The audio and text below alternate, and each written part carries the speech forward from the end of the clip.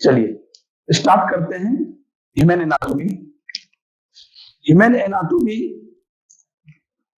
जितना भी medical science है आपका, एमबीबीएस हो, बीएचएमएस हो, बीयूएमएस हो, बीएएमएस हो, कोई भी फील्ड हो, इनफैक्ट पैरामेडिकल्स में जितने भी ब्रांच आ जाते हैं, सारे ब्रांच के लिए भी ह्यूमन एनाटॉमी एक बेसिक स्टडी है। इस स्टडी के बिना मेडिकल साइंस का हर पार्ट, कोई भी पार्ट बिल्कुल अधूरा है। So you must have the sound knowledge of the human anatomy, then after you will do the best in the field of medical science.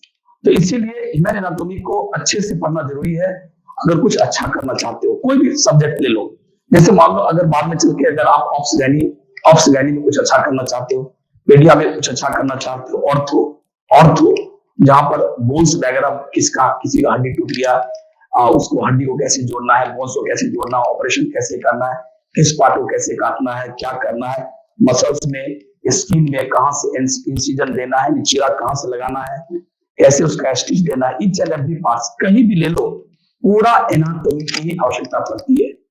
You need the study of anatomy. Anatomy का simply means आप जानते भी हैं कि it is the study of internal structure of the human body. Human body हो या किसी का बॉडी हो, उसका इंटरनल स्ट्रक्चर का जो स्टडी है उसी को हम लोग क्या कहते हैं, ह्यूमन एनाटॉमी कहते हैं। अगर ह्यूमन के बारे में पढ़ते हैं तो ह्यूमन एनाटॉमी, अगर प्लांट के बारे में पढ़ते हैं तो प्लांट एनाटॉमी। बट आज हम लोग क्या है, टू द पॉइंट, ह्यूमन के बारे में पढ़ना है, उसके बॉडी पार्ट्स का डिस्क्रिप्शन देना है, एनालिसिस करना है, यह है एनाटॉमी। तो सबसे पहले हम लोग चलते हैं बिना कोई लेट किए हुए, जो जनरली यहाँ के लोग बीडी चौरसिया फॉलो करते हैं, no doubt, of course it's the best book. और उसे तो एनाटॉमी के बुक के नाम पर तो बहुत सारे बुक है, बहुत सारे एटलस हैं, ग्राम्स, मोर, उसके बाद और भी सारे बहुत मैकमिन्स एटलस हैं। लेकिन जहां तक मेरा ख्याल है, जितने भी अभी खास करके अपने इंडिया में जितने बच्चे हैं, हर मेडिकल साइंस में, चाहे वो एम्स हो या किसी भी जगह पर, वहां के बच्चे बीडी चौरसिया का इस्तेमाल करता है। बीडी चौरसिया नो डाउट वो अच्छा से पढ़ता है, तो इसीलिए हमने बीडी चौरसिया बुक को हमने डाउनलोड भी कर लिया है, और डाउनलोड कर लिया, जहां पर जरूरत पड़ेगी मैं उस पार्ट से आपको आगे पढ़ाऊंगा। तो सबसे पहले आप ये जानो कि एनाटॉमी को समझने के लिए, जैसे आप बोन पढ़ना शुरू किए, तो बोन को समझने के लिए, या कोई भी soft part, bone part, soft part को भी पढ़ना शुरू किए, तो सबसे पहले कुछ वर्ड्स की आवश्यकता पड़ती है। सारे वर्ड्स तो नहीं, बट कुछ ऑलमोस्ट बहुत सारे वर्ड्स का मैं अभी चर्चा करूंगा। उस वर्ड्स में आप पारंगत हासिल कर लो। अगर वो वर्ड्स अगर आपको आ गया, तब जाके आप अच्छे समझोगे। जैसे पहला मैं चलता हूं, लैटरल, कुछ वर्ड्स मैं लिख रहा हूं जो आपको समझना है। लैटरल, मीडियल, सुपीरियर, फटाफट मैं कर रहा हूं, सुपीरियर, इंफीरियर, अपर। इसमें से जितने भी वर्ड्स मैं लिख रहा हूं, लगभग सारे, मैक्सिमम वर्ड्स का मीनिंग आप जानता होगा, ये बात पक्की बात है। उसमें से जो वर्ड्स अगर आप नहीं जानते होंगे, उस वर्ड को हम काफी उस पर एक्सप्लेनेशन देंगे। लेकिन मुझे पहले वर्ड्स लिखने दो कि कौन कौन वर्ड्स आपको आवश्यकता पड़ेगा। इंफीरियर, सुपीरियर, अपर, लोअर, अपर, लोअर। उसके बाद जैसे कभी कभी आएगा ग्रुप वर्ड, ग्रुप क्या होगा, फोसा वर्ड आएगा, फोसा क्या है, रीज वर्ड आएगा, रीज क्या है, ट्यूबरकल वर्ड आएगा, ट्यूबरकल वर्ड आएगा। उसके बाद फोरामिन वर्ड आएगा, फोरामिन वर्ड आएगा। उसके बाद प्लेन्स आएंगे, प्लेन्स में बहुत सारे प्लेन आपको पढ़ने होंगे। जैसे कोरोनल प्लेन पढ़ना होगा, कोरोनल प्लेन क्या है, प्लेन के बारे में आइडिया होना चाहिए। सैजिटल प्लेन क्या है, ये भी, इसके बारे में भी आपको आइडिया होना चाहिए, ठीक है। अब सैजिटल भी बहुत टाइप्स है। उसके बाद हॉरिजॉन्टल क्या होता है, हॉरिजॉन्टल सेक्शन क्या होता है, लॉन्गिट्यूडनल सेक्शन या वर्टिकल सेक्शन क्या होता है, ठीक है। फिर लॉन्गिट्यूडनल में ये सब टाइप्स आ जाएगा, कोरोनल और सैजिटल का, ये सारा वर्ड्स क्या है। कुछ मूवमेंट्स आपको जानने होंगे, कुछ मूवमेंट्स आपको जानने होंगे, मूवमेंट्स क्या क्या है। तो चलिए कुछ कुछ वर्ड्स आएगा, फिर हम उसको देखते रहेंगे। चलिए सबसे पहले चलते हैं लैटरल मीडियल। और एक वर्ड है मिड लाइन, एक वर्ड है मिड लाइन, प्लेन में ही आ जाता है मिड लाइन। तो चर्चा यही से हम करते हैं। मान लिया जाए ये क्या है,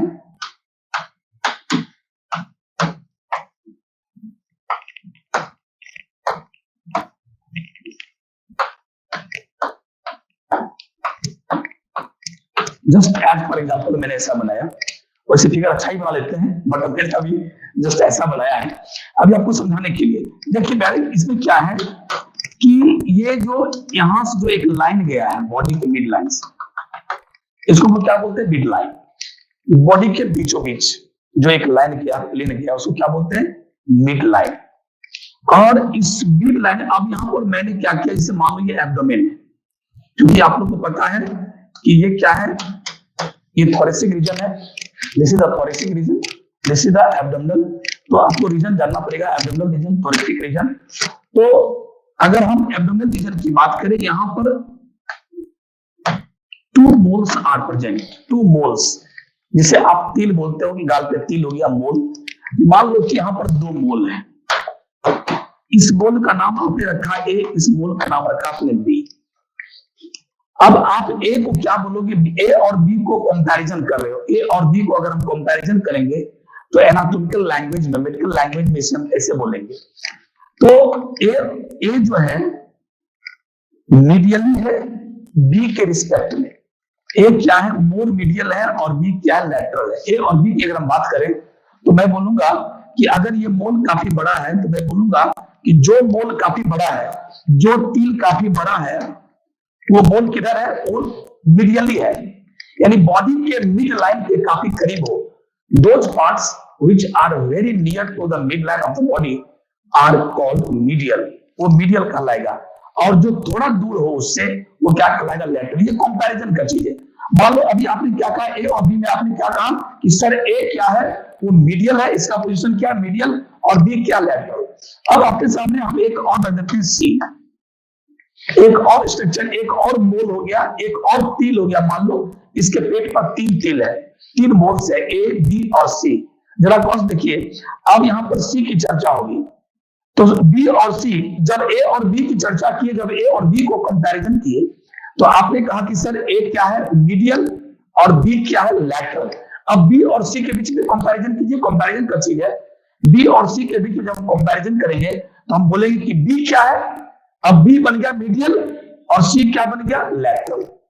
तो ऐसे ही, तो प्यारे ये मीडियल और लैटरल का कंसेप्ट होना चाहिए। जैसे मान लो, और इससे पहले इसे बोलता है कि जब एनाटॉमी जब शुरुआत होता है तो टीचर्स जब एनाटॉमी पढ़ाने आते हैं तो सबसे पहले एनाटॉमी का डेफिनेशन दिए, एनाटॉमी का हिस्ट्री दिए, बहुत सारे एनाटॉमी के फादर कौन है, एनाटॉमी का मीनिंग क्या होता है, एनाटॉमी में पढ़ने के हम एनाटॉमी में कितने तरह के सब्जेक्ट लोग पढ़ते हैं। सिर्फ ह्यूमन एनाटॉमी ही नहीं पढ़ना पड़ता, बल्कि उसमें एम्ब्रायोलॉजी भी आता है, न्यूरो एनाटॉमी आता है, यानी उसके ब्रेन के बारे में बहुत अच्छा से पढ़ना पड़ता है, एम्ब्रायोलॉजी तो आया, हिस्टोलॉजी पढ़ना पड़ता है। चार पार्ट से मिलने से पूरा एनाटॉमी का निर्माण हुआ है। एक तो जैसे आपको एनाटॉमी पढ़ रहे हो, upper limb, lower limb, thorax, abdomen, neck, head, ये सब पढ़ लिए। उसके बाद एक अलग से बुक आती है, न्यूरो एनाटॉमी की बुक आती है। उसके बाद एक अलग से बुक आती है, एम्ब्रायोलॉजी की बुक आती है, उसमें एम्ब्रियो के बारे में पढ़ना, एम्ब्रियो कैसे बनता है, कब उसके ऑर्गन्स कौन कौन बनते हैं। उसके बाद एक हिस्टोलॉजी आता है, हिस्टोलॉजी। ये चारों चीज का कॉम्बिनेशन से एनाटॉमी का निर्माण हुआ है। तो सर्वप्रथम जो टीचर को आते हैं, फर्स्ट ऑफ ऑल टीचर क्या आपके बारे में वो क्या डील करते हैं, एनाटॉमिकल पोजीशन। एनाटॉमिकल पोजीशन क्या है, सिंपल सा है। और जितने भी पर्सन अभी ऑनलाइन होंगे जो सुन रहे होंगे, उसमें most of the people might have known कि एनाटॉमिकल पोजीशन क्या है, सबको आइडिया होगा।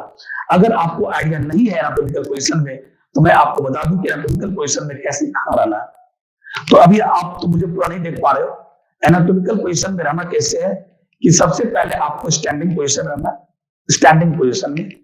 और स्टैंडिंग पोजीशन में आपको देखना किधर, ऊपर नहीं देखना है, नीचे नहीं देखना। तो कैसे, सी फॉरवर्ड लुकिंग ऐसे, straight forward looking.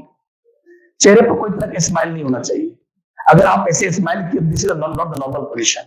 So normal facial expression, straight forward looking. Straight forward looking कहे उसमें सब कुछ आ गया। अगर ऐसे करते तो गर्दन मेरा ऐसे हो जाता, सर ऐसे हो जाता। अगर स्ट्रेट फॉरवर्ड लुकिंग मैं कर रहा हूं तो सब कुछ समझ में आ गया कि मैं आगे देख रहा हूं और मेरा हेड कैसे होना चाहिए। तो straight forward looking, normal facial expression, और दोनों जो आपका अपर लिम्ब है, both upper limb should B side, दोनों साइड होना चाहिए, साइड बाय द बॉडी। उसके बाद दोनों जो अपर लिम्ब है, दोनों अपर लिम्ब को बॉडी से सटाना मत। Both upper limb should be slightly away from the body. देखो अभी सटा हुआ नहीं है, पता नहीं आपको दिख नहीं रहा होगा, आई थिंक दिख रहा है क्या मेरा? अभी दोनों अपर लिम्ब को आपके बॉडी में टच नहीं करना है, both should be slightly away from the body से। उसके बाद ये जो पाम है, पाम कहाँ होना चाहिए? It should face forward. ये पाम किधर होना चाहिए? फेस। ऐसे हाथ नहीं रखना है, ऐसे हाथ नहीं रखना है, ध्यान सुनिएगा। मैं देखो दिखाओ जी, कैमरा ये सब देख पा रहा है मेरा क्या? हाँ, हाथ ऐसे नहीं, हाथ ऐसे रहना चाहिए। सो पाम शुड फेस फॉरवर्ड, ठीक है। उसके बाद दोनों पैर कैसा होना चाहिए? दोनों पैर फ्लैट, धरती पर फ्लैट, जैसे पैर को ऐसे उठाना नहीं है, ठीक है। वो जो 5 फिंगर्स जो है आपका, 5 फिंगर्स आपके पैर का जो टोज है, टो पर आपको नहीं खड़ा होना। अगर you have to keep both foot कैसे को फ्लैट रखना है, और दोनों पैर को पैरेलल रखना है, दोनों फुट को पैरेलल, ऐसे पैर को ऐसे नहीं रखना, पैर को ऐसे रखना है, ठीक है। तो फुट कैसा होना चाहिए? फुट कैसा होना चाहिए? फ्लैट, ना तो एरी पे खड़ा रहो, ना आपके पंजे पे खड़ा हो। और उसके बाद क्या होना चाहिए? फुट शुड बी फ्लैट और पैरेलल, ये पैरेलल होना चाहिए, बस हो तो गया। इसी को एनाटॉमिकल पोजीशन कहते हैं। अगर कोई बोलेगा बेटे इधर आओ और आप एनाटॉमिकल पोजीशन में खड़े हो जाओ, you have to stand up in the anatomical position, then you have to follow all those instruction which I have given right now. अभी जो मैंने आपको इंस्ट्रक्शन दिया है उसी इंस्ट्रक्शन के मुताबिक you have to stand up. इससे कैसे? पहला point, straight forward looking, okay, standing position, both upper limb should be by the side of the body, और दोनों अपर लिम्ब क्या होना चाहिए? Slightly away from the body, बिल्कुल सटा के मत रखना। पाम के नाम से, पाम ऐसे नहीं, पाम जो है पाम शुड फेस फॉरवर्ड। उसके बाद बोथ लिम्ब क्या होना चाहिए? पैरेलल, और फुट जो है, फुट को कहाँ से? फ्लैट। बस ये है एनाटॉमिकल पोजीशन। एनाटॉमिकल पोजीशन अगर मैंने हमने ऐसे किया, देखिए एनाटॉमिकल पोजीशन पर अगर इसका हाथ क्या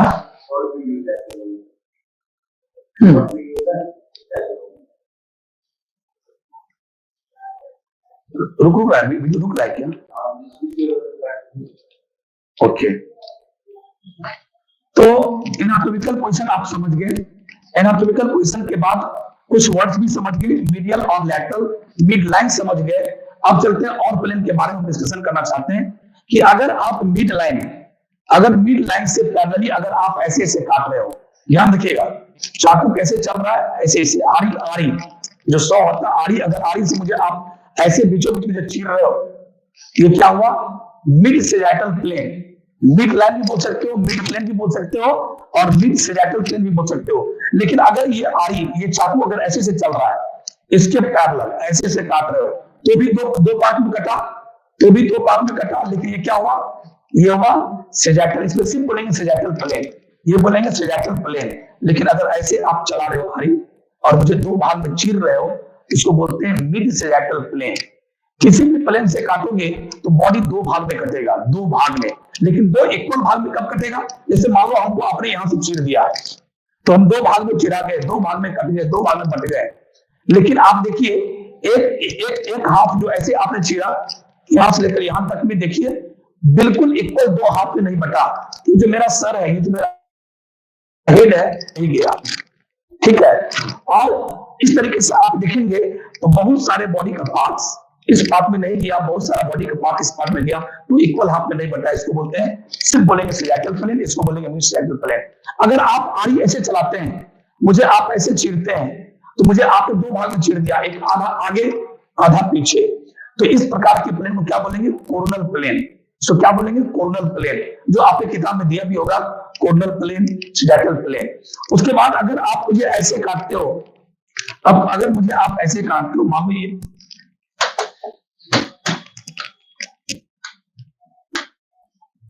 अगर आपने ऐसे आरी चलाया, ऐसे ऐसे काटा और आपने दो भाग में बांट दिया, दो भाग में बांट दिया ऐसे, तो इस प्लेन को क्या बोलेंगे? Mid sagittal plane. अगर आपने यहां से आरी चलाया, यहां से आपने नहीं चलाया, आप यहां से चलाए, तो कैसे कटा? देखिए ध्यान दीजिएगा, एक में बहुत ज्यादा पार्ट आ गया और एक में बहुत कम पार्ट आया। दो भाग में अभी भी डिवाइड हुआ, दो भाग में अभी भी डिवाइड हुआ। It is divided into two parts, but one part is bigger and another part is smaller. इसमें कुछ ज्यादा ही पार्ट आ गया, इसमें कम पार्ट आ गया। इसको बोलेंगे सिजाइटल प्लेन, इसको बोलेंगे सिजाइटल प्लेन, इसको बोलेंगे मिड सिजाइटल प्लेन। और अगर आप इसको ऐसे काटते हो, कोई चीज हो काटने वाला लेकिन समझ आएगा नहीं। अगर आपको अब ऐसे आ रही, अभी अभी आप आरी ऐसे नहीं चलाओगे, चाकू ऐसे नहीं चलाओगे, अब चलाना ऐसे।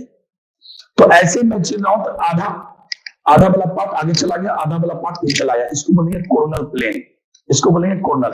अगर आप अब ऐसे काटोगे, ध्यान देखिएगा, इसको अगर मैं ऐसे काटता हूं तो एक पार्ट ऊपर एक पार्ट नीचे, इसको बोलेंगे हॉरिजॉन्टल प्लेन या ट्रांसवर्स प्लेन।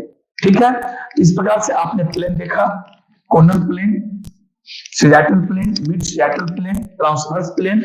लेकिन जरा गौर कीजिए, कोरोनल प्लेन और सिजाइटल प्लेन ये दोनों किसका पार्ट है? लॉन्गिट्यूडिनल प्लेन का ही पार्ट है, लॉन्गिट्यूडिनल प्लेन का ही एक टाइप है, या वर्टिकल प्लेन का ही एक टाइप है। क्योंकि आपने हर वक्त आपने कैसे काटा, उसके एलोंग लेंथ आप काट रहे हो, ऐसे काट रहे हो एलोंग लेंथ, ऐसे काट रहे हो एलोंग लेंथ। लेकिन अगर आपने ऐसे काटा तो उसके लेंथ के परपेंडिकुलर आप काट रहे हो, जो उसका मेन लेंथ है, ये लेंथ है। ऑफ कोर्स ये लेंथ नहीं है, ये तो विड्थ है इसका।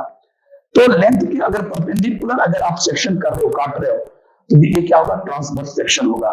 क्योंकि पूरे एनाटॉमी में ये देखना बहुत जरूरी है, ये सब वर्ड आपको आ रहा है कि नहीं।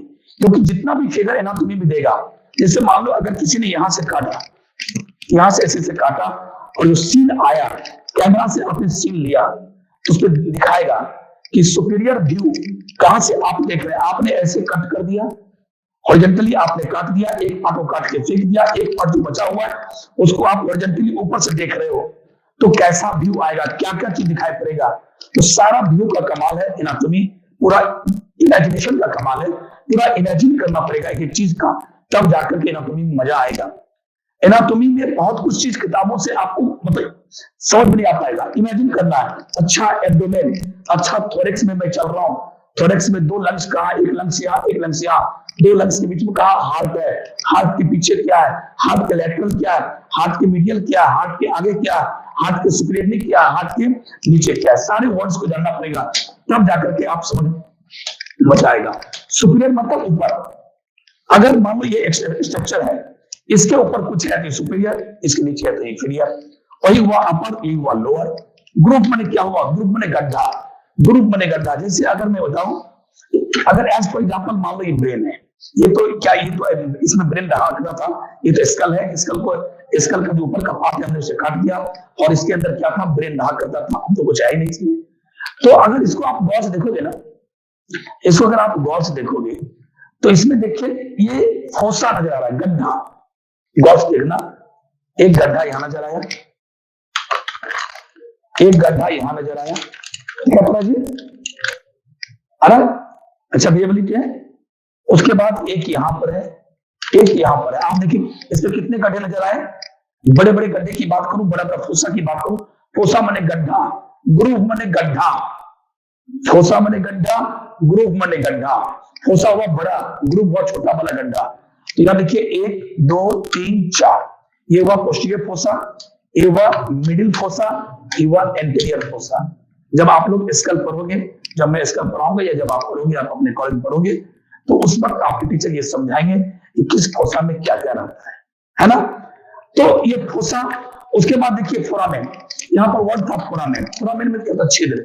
खास करके जब ये फोरामेन खास करके जब ये बोन पढ़ोगे, एस्कल बोन पढ़ोगे, उस वक्त एक से एक फोरामेन का नाम आपको रटवाया जाएगा, सिखाया जाएगा। जैसे आप देखिए, ये जो फोरामेन आपको नजर आ रहा है, ये फोरामेन, ये लार्जेस्ट फोरामेन, ये largest foramen of the skull bone in ये। और इससे क्या निकलता है, इससे निकलता क्या होगा, थोड़ा बहुत तो जानते हैं, बहुत बैरिस पर है कि यहीं पर इस लेवल में क्या समाप्त होता है, मेडुला ऑब्लंगाटा, और उसके बाद जो शुरुआत होता है वो क्या नाम, क्या, स्पाइनल कॉर्ड। सीएनएस जब आप लोग फिजियोलॉजी पढ़ते हैं, नर्वस सिस्टम पढ़ते हैं, तो नर्वस सिस्टम के कितने पार्ट, अगर ग्रोसली देखा जाए तो 2 पार्ट होता है। एक पार्ट सेंट्रल नर्वस सिस्टम और एक पार्ट क्या होता है, पेरिफेरल नर्वस सिस्टम, है ना। एक होता है सीएनएस और एक होता है पीएनएस। फिर पीएनएस को अगर हम डिवाइड करते हैं आगे, तो फिर 2 पार्ट होता है, एक होता है एएनएस और एक होता है, इसको बात कीजिए, अलग मान लीजिए, तो पीएनएस और एसएनएस, एएनएस। अब एएनएस का मतलब क्या होता है, ऑटोनोमिक नर्वस सिस्टम। इसका मतलब होता है ऑटोनोमिक नर्वस सिस्टम, और ऑटोनोमिक नर्वस सिस्टम के 2 पार्ट, सिंपैथेटिक सिस्टम और पैरासिम्पैथेटिक सिस्टम। इसमें क्या हुआ, सोमैटिक नर्वस सिस्टम। तो मोटा मोटी कहा जाए तो नर्वस सिस्टम के 2 पार्ट हुआ, सीएनएस। इसमें क्या क्या आया, ब्रेन एंड स्पाइनल कॉर्ड। इसमें क्या आया, brain and spinal cord, brain and spinal cord, ये दोनों को बोलते हैं सेंट्रल नर्वस सिस्टम। तो मैं उसी स्पाइनल कॉर्ड की बात कर रहा हूं कि यहां से मेडुला ऑब्लंगाटा समाप्त हुआ और यहां से स्पाइनल कॉर्ड आता है। तो इसी ओपनिंग से, इसी फोरामेन से, इसको बोलते हैं क्या, फोरामेन ऑफ मैग्नम। इसका नाम है, जो लार्जेस्ट और बिगेस्ट फोरामेन है उसका नाम है फोरामेन ऑफ मैग्नम। अगल बगल भी बहुत सारे फोरामेन है, तो ये फोरामेन वर्ड भी लिखना पड़ेगा। जैसे जब आप लॉन्ग बोन करोगे, जैसा कि मैं लॉन्ग बोन की जब मैं शुरुआत करूंगा, तो लॉन्ग बोन की शुरुआत मैं ऐसे करूंगा, क्लेविकल से, है ना, क्लेविकल, जिसे ब्यूटी बोन भी कहते हैं, कॉलर बोन भी कहते हैं, स्टाफ भी ऐसे होगा, ठीक है। तो हर बोन में अगर आप गौर से देखोगे ना, तो एक बहुत सारे फोरामेन्स मिलेंगे, खास करके एक टिकुलर फोरामेन होगा। फोरामेन मतलब क्या, एक छिद्र होगा, और उस फोरामेन को कहा जाता है न्यूट्रिएंट्स फोरामेन। जब आपका भागा चलेगा, जब टीचर आपके सामने होंगे, एग्जामिनर और एक्सटर्नर या इंटरनल जो भी है, जब वो आपके सामने होंगे, वो बोलेंगे बेटे कोई एक बोन उठाओ, आप एक बोन को उठा लोगे।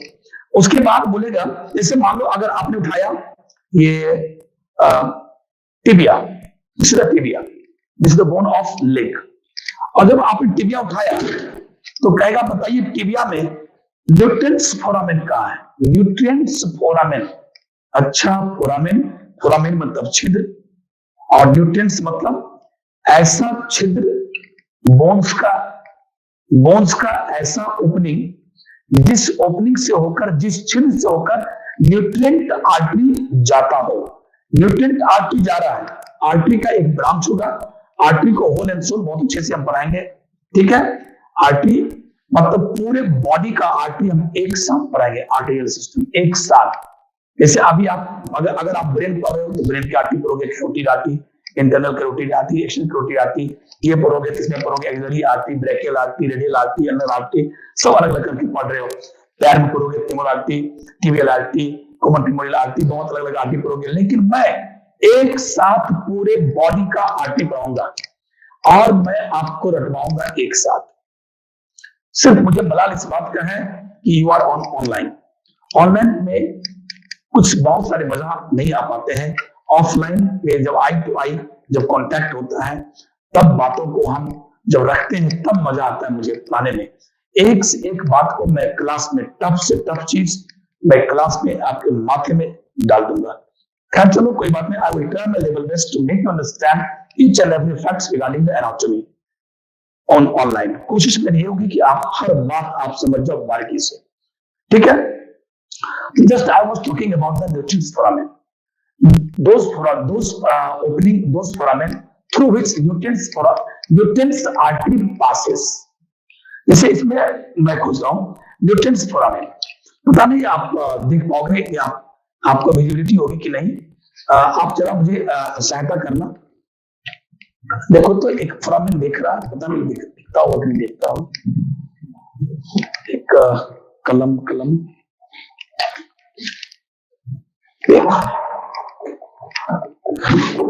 एक मुझे पेन दीजिए, मास्क पेन लाइए, एक पेन लाइए, quick quick quick.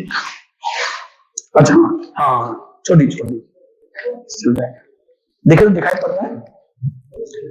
This is the tibia bone, this is the tibia bone, और this is the upper and, this is the lower and, this is the shaft. Shaft अब देखिए, shaft में यहां देखिएगा Lutyens foramen, yes Lutyens foramen, Lutyens foramen. देखिए foramen देखिए, ये है ल्यूटेंस फोरामेन, ल्यूटेंस फोरामेन। आप देखिएगा ऐसा आपको लगेगा कि एक छिद्र है बोन में, और उस बोन से होकर कोई आर्टरी, आज आप जान लो कि उस छिद्र से होकर एक आर्टरी गुजरता है। वो आर्टरी का नाम क्या है? Nutrients artery. और नाम से लग रहा है न्यूट्रिएंट्स देने के लिए बोन्स को ग्रोथ, बोन का ग्रोथ होता है, ग्रोथ होता है, मेंटेनेंस होता है। बोन क्या है भाई? ये अब ना अभी डेड पार्ट पड़ा हुआ है, बट जब हम जिंदा होते हैं तो हमारे बॉडी का हर पार्ट जिंदा होता है, हमारे बॉडी का हर पार्ट, हर सेल लाइव होता है। तो हर सेल को मेंटेनेंस, कोई जो नहीं कि वो सेल हमेशा ग्रोथ करता ही रहे। एक निश्चित टाइम के बाद हमारा ग्रोथ रुक जाता है, और उसको सिर्फ क्या चाहिए? मेंटेनेंस चाहिए। शुरुआती में ग्रोथ भी चाहिए, मेंटेनेंस भी चाहिए, बाद में सिर्फ मेंटेनेंस चाहिए। तो सेल को जिंदा रहने के लिए, बोन को जिंदा रहने के लिए, बोन के हर सेल्स को क्या चाहिए? न्यूट्रिएंट्स। न्यूट्रिएंट्स कैसे जाएगा? ब्लड से। तो वही ब्लड न्यूट्रिएंट्स आर्टरी उसी छिद्र से होकर जाता है, ठीक है। और इस पर एक विशेष चर्चा होगी न्यूट्रिएंट्स फोरामेन पर, ठीक है। तो फिलहाल आपने देखा फोरामेन का बात, आगे बढ़ते हैं हम लोग फोरामेन के बाद। प्लेन्स आप समझिए, कोर्डल प्लेन समझ गए, सिजैटल समझ गए, हॉरिजॉन्टल समझ गए, लॉन्गिट्यूडिनल समझ गए, और रिज क्या है? फोसा समझ गए। अगर बहुत बड़ा गड्ढा है तो फोसा, छोटा गड्ढा है तो ग्रूव। उसके बाद रिज, ट्यूबरकल, ये क्या है? ट्यूबरकल बोन पर जो उठा हुआ पार्ट है। बोन पर अगर कुछ उठा हुआ पार्ट होता है, बोन पर अगर कुछ उठा हुआ पार्ट ट्यूबरकल कहते हैं। जैसे मैम, जैसे आप लोग सर पढ़ाए होंगे, कहा गया as for example, just I have taken the humerus bone, और इस बोन को आई थिंक आपके सर आपको पढ़ाए होंगे, मुझे पता है, शायद आपके सर आपके कॉलेज में इसको पढ़ाए थे। ये ह्यूमरस ऊपर का, ये आप this is the upper and, this is the lower and.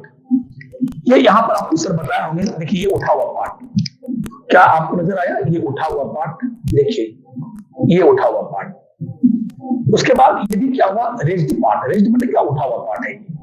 जहां जहां उठा हुआ पार्ट होता है इसको बोलते हैं ट्यूबरकल, ठीक है। तो इसका नाम है लेसर ट्यूबरकल, इसका नाम है ग्रेटर ट्यूबरकल, ठीक है। लेकिन आप देखिए, अगर हम फीमर में जाते हैं, आप फीमर बोन लाओ, फीमर कहां है? आपको नहीं मिलेगा फीमर बोन। फीमर बोन जहां किताब है, जहां मेरा पैर रखा, ये तो बैक के अंदर होगा, नहीं मिले कोई बात नहीं। तो और ये सब आप लोग पढ़ भी चुके हो कि दो ट्यूबरकल के बीच में क्या होता है? इंटर ट्यूबरकुलर सल्कस, ठीक है ना, या बाइसेक्टल ग्रुप भी कहते हैं। चलिए, just I was talking about tubercle. Tubercle क्या है? इट इज द रेज्ड, उठा हुआ पार्ट, बोन पर उठा हुआ पार्ट को ट्यूबरकल कहते हैं। अगर ये ट्यूबरकल काफी बड़ा हो, यही ट्यूबरकल, यही उठा हुआ पार्ट काफी बड़ा हो, उसे ट्रोकेंटर भी कहते हैं। जैसे अगर आप फीमर बोन करोगे, जब फीमर बोन करोगे तो फीमर बोन में आप क्या करोगे? ट्रोकेंटर। भाई ट्रोकेंटर क्या हुआ? ट्रोकेंटर। तो बहुत बड़ा पार्ट उठा हुआ हो तो ट्रोकेंटर कहते हैं, छोटा पार्ट उठा हुआ हो तो ट्यूबरकल। अब देखो ट्यूबरकल में आपने क्या कहा? Lesser tubercle, greater tubercle. और आपको मैं बता दूं, जैसे मान लो कि अगर उठा हुआ तो ये भी है, देखिए this is the tibia bone, और टिबिया बोन में देखिए पोस्टीरियरली ये भी तो उठा हुआ है, गौर से देखिए, ये भी रेज्ड पार्ट है। देखिए विजिबिलिटी आप देखिए वहां पर, ये जो उठा हुआ पार्ट है इसको क्या बोलेंगे? ये तो भाई बहुत ही, ये तो लेंथ वाइज है, इसको बोलते हैं रीज। क्या बोलते हैं? रीज। उठा हुआ हो, रीज्ड पार्ट हो, बट लेंथ में हो, सो क्या बोलेंगे हम लोग? रीज बोलेंगे। रीज याद रखिएगा। तो रीज क्या है? ट्यूबरकल क्या है? ठीक है। फोसा क्या है? ये सारा ये just I was talking about the trochanter. Trochanter ये क्या है, यहाँ पर देखिए ये भी क्या है, ये लेसर ट्रोकेंटर है, ये ग्रेटर ट्रोकेंटर है, एकदम ठीक ह्यूमरस के स्टाइल में। आपको ये भी पता होगा ना कि हम लोग क्या है, हमारे पास दो अपर लिम्ब है, दो लोअर लिम्ब है। इस जमाने में कभी इवोल्यूशन के दौर में आज हम लोग क्या हो गए, हम लोग का पोस्चर कैसा हो गया, इरेक्ट हो गया, लेकिन कभी हम लोग गाय बैल की तरह भी हम लोग हुआ करते थे। हम लोग कभी दोनों हाथ जो ये आगे जो अभी जिसे आज आप अपर लिम्ब कहते हो, कभी इसको लोग फोर लिम्ब कहते थे। सपोज अगर हम आपके सामने, अगर हम एज फॉर एग्जाम्पल अगर हम एक फ्रॉग का ये डायग्राम बनावे, मान लेते हैं फ्रॉग।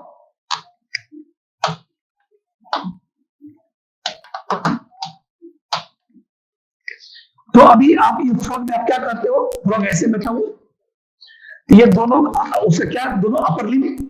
तो ये अगर ये फ्रॉग अगर खड़ा होकर चलता तो इसको क्या बोलते हैं, जिसको अभी आप फोर लिम्ब कह रहे हो, जिसको फोर लिम्ब कह रहे हो, उसको क्या कर रहे हो, हाइंड लिम्ब कह रहे हो, हाइंड लिम्ब, पीछे वाला लिम्ब। जैसे आप अगर कोई गाय बैल बकरी है तो उसके आगे वाला को बोलते हो फोर लिम्ब, पीछे वाला को बोलते हो हाइंड लिम्ब। हम भी कभी वैसे हुआ करते थे, लेकिन आज इरेक्ट हो गए। आज जब हम लोग कभी वैसे हुआ करते थे तो हमारे आगे और पीछे दोनों लिम्ब का साइज लगभग सेम था, लेकिन आज क्या है, आज हम लोग ऊपर उठ गए यानी इरेक्ट हो गए। तो आज हम अपने दोनों पैरों पर पूरे बॉडी का वेट डाल दिए, पूरे बॉडी का वेट कहां डाल दिए, अपने दोनों पैरों पर। तो आज हम लोग का जो दोनों पैर था, जो कभी हाइंड लिम्ब हुआ करता था, वो बेचारा का साइज वही रह गया। इनफैक्ट थोड़ा सा साइज बड़ा ही हो गया होगा, थोड़ा मोटा ही हो गया होगा, लेकिन ऊपर का जो लिम्ब है इसका साइज छोटा हो गया, पतला हो गया, क्योंकि अब इस पर ज्यादा भार है ही नहीं। कोई भार नहीं है भैया, कभी कभी कोई उठाते हैं, वरना कोई भार तो है नहीं, बस इसका स्किलफुल काम हम लोग करते हैं, ठीक है।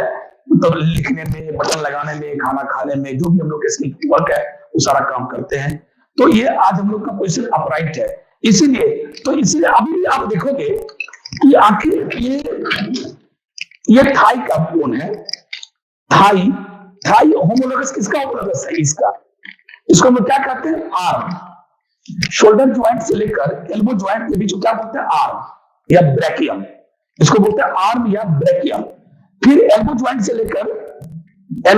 लेकर रिस्ट ज्वाइंट के बीच क्या बोलते हैं, एंटी ब्रैकियम या फोर आर्म। उसके बाद इसको क्या बोलते हैं, इसको बोलते हैं हैंड या मैनस। तो आप देखोगे ना पूरे मिलाना। फिर यहाँ क्या करते हैं बेटे, यहाँ क्या, ये क्या हुआ, थाई के बाद क्या लेग के बाद क्या, फुट। तो जरा मिलाओगे ये थाई और ये आर्म, थाई और ये आर्म मिलाओ, दोनों होमोलोगस है। यहां भी एक बोन, यहां भी एक बोन। फर्क क्या है, इस बोन का साइज लंबा है, बोन काफी स्ट्रांग है, थाई का बोन काफी स्ट्रांग है, लेकिन अकेला ये भी है, अकेला ये भी है। बनावट कंस्ट्रक्शन बहुत हद तक मिलता है। जैसे आपने भी देखा greater tubercle, lesser tubercle, sorry lesser tubercle, greater tubercle. यहां उसके मतलब क्या है, लेसर ट्यूबरकल, ग्रेटर ट्यूबरकल। यहां भी हेड है, यहां भी हेड है। यहां पर देखिए क्या है, कॉन्डाइल, यहां क्या कॉन्डाइल, यहां भी दो कॉन्डाइल है, यहां भी कॉन्डाइल है इसके पास। कॉन्डाइल का छोटा रूप भी है कॉन्डाइल। तो बहुत कुछ मिलता जुलता है। अगर मैं इसकी बात करूं, एंटी ब्रैकियम या फोर आर्म की बात करूं, इसमें कितने बोन, दो बोन। तो यहां भी कितने बोन, लेग में दो बोन। यहां पर अगर मैं रिस्ट की बात करूं, 8 बोन्स, तो वहां भी कितना था, 8 था, लेकिन भविष्य में कभी एक बोन वहां से क्या हो गया, हट गया होगा, तो वहां कितना बचा, 7। यहाँ पर 8 कार्पल है, रिस्ट के बोन को कार्पल बोन कहते हैं, 8 कार्पल बोन है। और यहाँ पर क्या होगा, 7 होना चाहिए था, यहाँ भी 8 टार्सल, लेकिन कितने हैं, 7। एक कहीं वहां से माइग्रेट किया, कहां माइग्रेट किया, तो आप जब देखते होंगे यहाँ पर डी ज्वाइंट पर देखिएगा,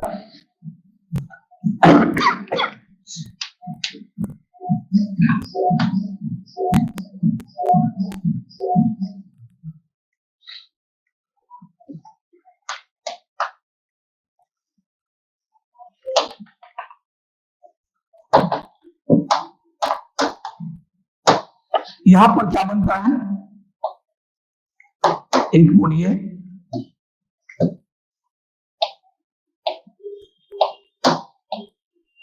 एक पतला बोन है। और देखिए इसका क्या नाम है, नी ज्वाइंट। और इसी नी ज्वाइंट पर एक बोन होता है, उस बोन का नाम है पैटेला बोन। यहां पर एक बोन चला है, इसका नाम है पटेला बोन। पटेला चक्री लोग बोलता है पटेला। आखिर ये पटेला, ये मेरे स्टाइल से अगर बात किया जाए तो हम लोग को बोलते हैं कि कभी यहां भी अपने यहाँ पर एंकल ज्वाइंट के पास, एंकल पर वहां भी कभी 8 बोन हुआ करता होगा। जैसे यहाँ 8 कार्पल है तो वहां 8 यानी 8 टार्सल हुआ करता होगा। उसमें से एक वहां से माइग्रेट करके कहा गया होगा यहाँ पर, ठीक है, जिसका नाम पटेला है। ठीक है, तो क्या चर्चा कर रहे थे प्यारे कि जैसे जैसे हम लोग अपराइट पोजीशन में आ गए वैसे वैसे हम लोग का बोन क्या हो गया, बोन का साइज बदलता चला गया। अदरवाइज ये सारा बोन बिल्कुल ऐसा ही था जैसा हमारा लोअर लिम्ब का है, लेकिन अब इस पर कोई भार नहीं है, कोई वेट नहीं है, इसलिए इसका बोन का साइज अब छोटा हो गया, पतला हो गया। अब चलते हैं, ये सारा टर्म्स क्लियर हो गया। अब आपको मैं लिए चलता हूं एक बहुत इंपॉर्टेंट पार्ट की तरफ कि जब आप सामान उठाते हैं, कोई सामान, जैसे अब एक बाल्टी पानी भर लो और बाल्टी पानी जो भर दिया आपने उसको आप उठाओ। उठाने के बाद ये वेट का कैसे ट्रांसमिशन होता है, वेट का ट्रांसमिशन कैसे होता है, पहले आपने बाल्टी का जो उठाया वो भार आपके पास कहाँ गया, फिर कहाँ गया, फिर कहाँ गया, करते करते इस बोन का नाम क्या है, एपेंडिकुलर बोन। जितने भी अपर लिम्ब है और लोअर लिम्ब है, ये इस बोन को हम लोग क्या बोलते हैं, एपेंडिकुलर बोन। और जितने भी ये स्कल है, उसके बाद ये स्टर्नम है, और स्टर्नम के बाद स्टर्नम के बाद ये क्या है, रिब्स है, उसके बाद हिप बोन है। ये जितना भी है यहाँ वाला पोर्शन, और ये वर्टिब्रा, पीछे में क्या है, वर्टिब्रा, स्टर्नम, रिब्स, स्कल, ये सारा क्या है, इस पार्ट में क्या बोलते हैं हम लोग, एक्सियल बोन्स। तो एक्सियल बोन से हम लोग का ये सारा बोन सटा हुआ है, जो आप 11th में पढ़ के भी आए थे। ठीक है, तो एक्सियल बोन्स कितने होते हैं, 80 है। एक्सियल बोन कितने होते हैं, 80। एक्सियल बोन 80 और बच कितना गया, 126। तो एक्सियल बोन 80 और 126, इसमें अगर आप जोड़ दीजिएगा तो कितना हो जाएगा, 206। 206 हड्डियां होते हैं, और 206 हड्डियों में इसमें 30, इसमें लोअर लिम्ब 30, 60, 120, बाकी बचेगा गर्डल, पेक्टोरल गर्डल 2 और हिप गर्डल 2, पूरा जोड़िएगा 206 हड्डी होता है। तो 206 बोन्स, तो 206 बोन्स में अभी हम आपको बताने क्या जा रहे हैं, वेट का ट्रांसमिशन। सब अभी याद कर लीजिएगा, आपका टाइम भी हो रहा है, मैं आपको इधर में क्लास में समाप्त करूंगा, लेकिन जस्ट 1 से 2 मिनट में आप सुन लें कि वेट का ट्रांसमिशन कैसे होता है। वेट का ट्रांसमिशन देखिएगा कैसे होता है। ये आपका बीडी चौरसिया था, लिखा हुआ lines of force transmission, lines of force transmission. Force का ट्रांसमिशन कैसे होता है, कैसे जा रहा है। तो आपने सबसे पहले क्या हुआ, फोर्स उठाया, एक वेट को उठाया, तो सबसे पहले कहा गया आपके हैंड में, हैंड के बाद कहा गया रिस्ट ज्वाइंट में, फोर्स कहा गया रिस्ट ज्वाइंट में, रिस्ट ज्वाइंट के बाद कहा गया रेडियस बोन में, रेडियस बोन के बाद क्या होता है, रेडियस और अल्ना के बीच में, देखिए रेडियस और अल्ना के बीच में, रेडियस और अल्ना, ये हो गया रेडियस बोन, और ये हो गया इधर वाला अल्ना। क्योंकि अल्ना बोन क्या होता है आपको पता है ना, रेडियस बोन होता है लैटरली। ये देखिए यही बात है, लैटरली, लैटरल, मीडियल, ये टोटल वर्ड आपको ये जानना पड़ेगा। तो ये हो गया लैटरल बोन रेडियस, ये हो गया अल्ना मीडियल बोन। दोनों के बीच में जो अभी आपको दिखाई पड़ रहा ग्रीन ग्रीन टाइप का स्ट्रक्चर, ये पूरा ग्रीन ग्रीन, ये क्या है, इंटेरोसियस मेम्ब्रेन, इसका नाम है interosseous membrane. Inter means in between, इनके बीच में, ओसियस मींस बोन्स, दो बोन्स के बीच में जो मेम्ब्रेन लाइक स्ट्रक्चर है, क्या बोलते हैं, इंटेरोसियस मेम्ब्रेन। तो सबसे पहले हमारे हाथ में आया फोर्स, उसके बाद रिस्ट ज्वाइंट में आया, रिस्ट ज्वाइंट के बाद फोर्स कहां गया, हमारे रेडियस में, रेडियस के बाद फोर्स कहां गया, देखिए बहुत कीजिए, रेडियस के बाद फोर्स कहां गया, अल्ना में। लेकिन अल्ना में कैसे गया, भाया इंटेरोसियस मेम्ब्रेन, इंटेरोसियस मेम्ब्रेन से होते हुए अल्ना में गया, अल्ना के बाद फोर्स कहां चला गया, एल्बो ज्वाइंट पर, एल्बो ज्वाइंट से फोर्स कहां चला गया, ह्यूमरस पर, ह्यूमरस के बाद फोर्स कहां चला गया, इसका नाम क्या? कौन joint? Shoulder joint. Shoulder joint के बाद फोर्स कहां चला गया? एस्केपुला में। एस्केपुला के बाद फोर्स कहां चला गया? क्लेविकल में। लेकिन आप क्वेश्चन ये है कि एस्केपुला से फोर्स जो आपने बाल्टी में पानी से भरे बाल्टी जो आपने उठाया, वो देखिए वो फोर्स, वो वेट कहां आ चुका है? क्लेविकल में। लेकिन एस्केपुला से क्लेविकल में आया कैसे? तो अब वो मैं बता रहा हूं, ध्यान सुनिए।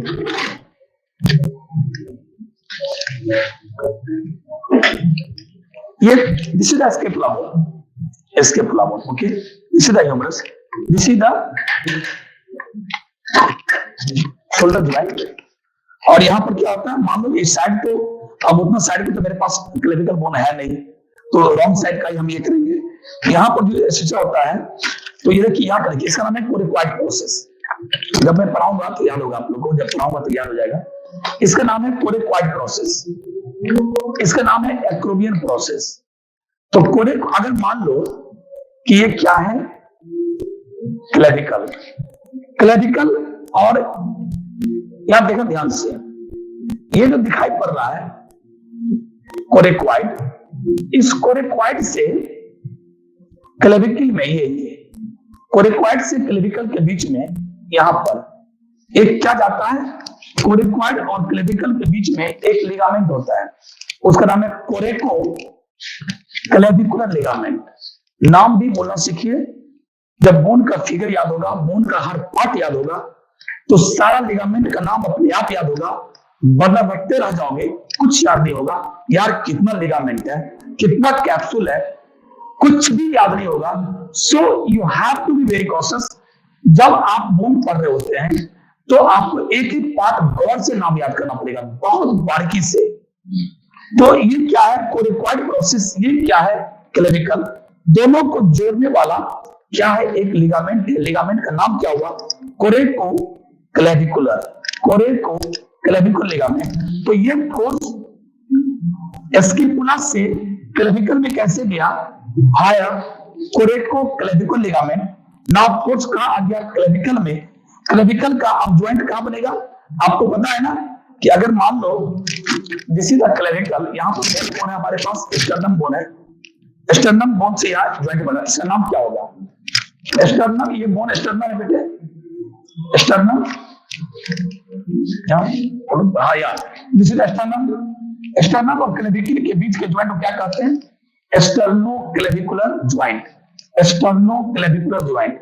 और यहां से फोर्स कहा गया स्टर्नम में, और स्टर्नम में आ गया तो स्टर्नम क्या बोन है? Axial bone. स्टर्नम क्या? Axial bone. यानी एपेंडिकुलर बोन से, एपेंडिकुलर बोन से फोर्स चला और कहां चलाया? हमारे एक्सियल बोन में। इसको कहते हैं फोर्स का ट्रांसमिशन, वेट का ट्रांसमिशन। तो फिर एक बार फटाफट बोलते हैं, पहले फोर्स कहां आया? हमारे हैंड में। हैंड से कहा गया रिस्ट ज्वाइंट, रिस्ट ज्वाइंट से कहा गया रेडियस बोन, रेडियस बोन से कहा गया अल्ना में। कैसे? भाया इंटेरोशियस मेम्ब्रेन।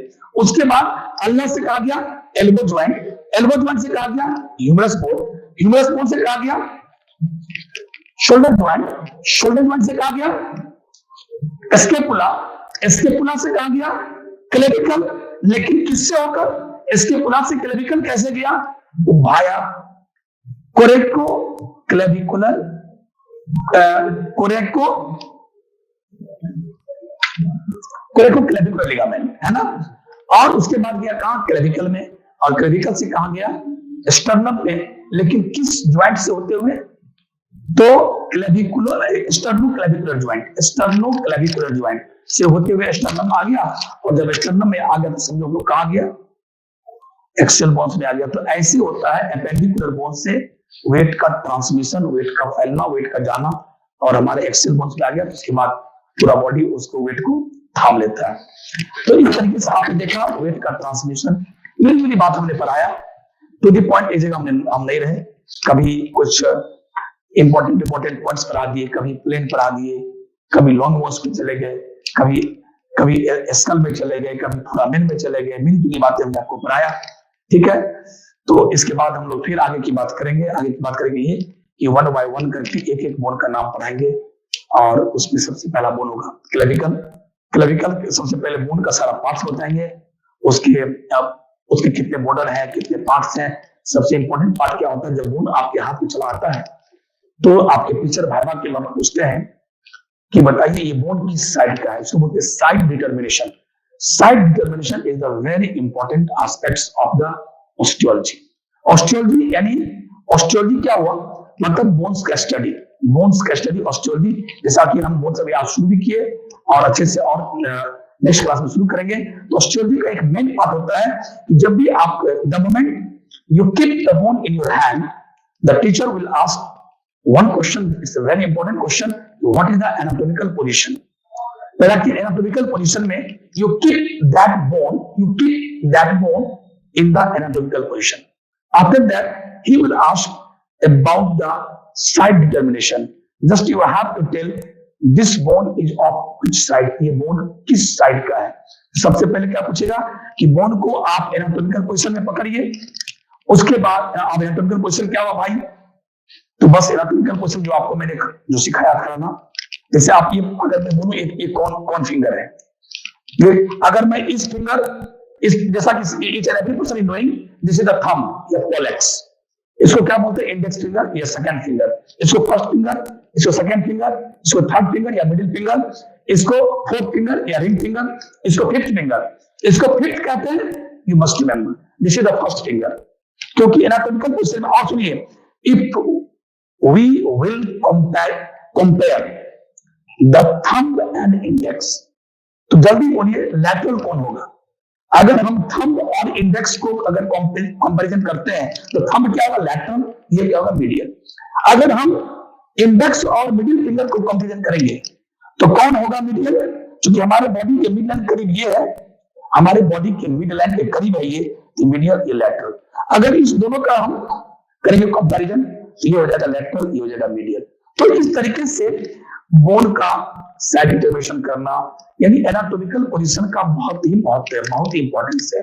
कौन बोन किस साइड, जैसे मानो किसी ने पूछा टिबिया, टिबिया किस साइड का बोन है, तो टिबिया है मीडियली, फिबुला किधर है लैटरली, अगर रेडियस किधर है रेडियस तो लैटरली, वो लैटरल बोन है, अल्लाह किधर है मीडियल। सारी बातों को जानना होगा, एक एक बात तिनका जोड़ के पूरा एनाटॉमी बना है, एक एक बात को समझना, अपने ग्राफ्स करना पड़ेगा, तब जाकर के मजा आएगा। और मेरे साथ साथ चलिए, हर चीज को याद करते हुए चलिए, सारे मसल्स को एक साथ रखवाएंगे, सारे चीज को मैंने अलग अलग तोड़ के पढ़ाएंगे। लेकिन देखिए अगला क्लास और सेकंड क्लास कब होता है, ठीक। Thank you very much. जाइए हैव अ डिनर आपका इंतजार कर रहा है, आप खाइए, आपका मेस का टाइम हो चुका है, आप अच्छा डिनर जाइए खाइए और मेरे बदला भी एक रोटी खा लीजिएगा, ठीक है। Thank you very much, good night.